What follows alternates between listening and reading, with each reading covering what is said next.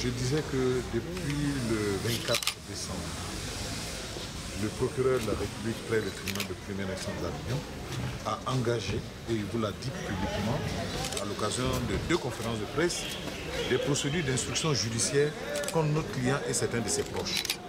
Nous disons qu'il n'avait aucune qualité ni pouvoir pour le faire. Aujourd'hui, la Cour qui a été saisie par ses soins dit qu'avant toute poursuite, c'est ce que dit la loi, qu'avant toute poursuite contre notre client, un de ses membres doit mener des actes d'information, de renseignement, pour savoir si oui ou non, à la fin de sa mission, la Cour peut autoriser que des poursuites soient engagées contre notre client. C'est de ça qu'il s'agit.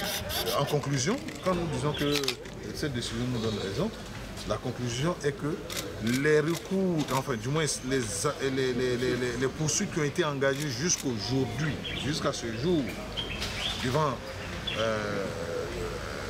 un juge d'instruction par le procureur, mais n'ont aucun sens. Ce sont des procédures, mais excusez-moi, totalement absconses. Je suis avocat, je prends acte de la décision qui vient d'être rendue par l'Assemblée plénière de la Cour de cassation. Nous allons examiner la motivation de cette décision et éventuellement voir s'il y a lieu d'exercer à son encontre des voies de recours. Mais ce qui est important ce soir, c'est que par cette décision, la Cour de cassation vient de nous donner 1000 fois raison.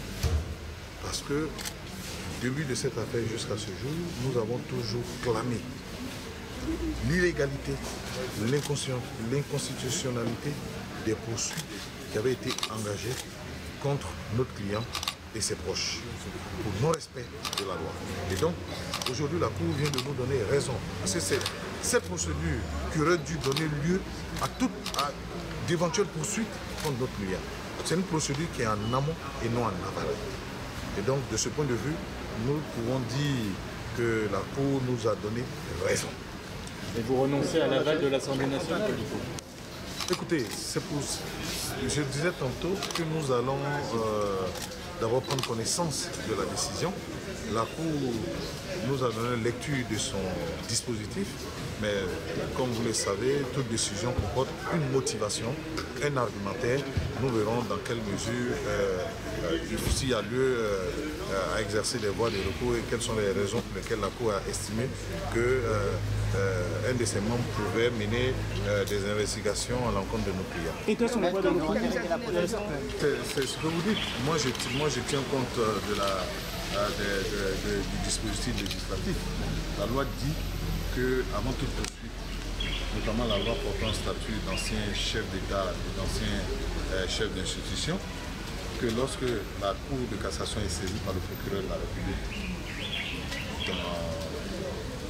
dans le cadre d'une procédure engagée contre un ancien membre du gouvernement, la Cour peut désigner ou désigne un de ses membres pour mener des vérifications, pour s'assurer si oui ou non les faits reprochés à l'ancien membre du gouvernement est fondé.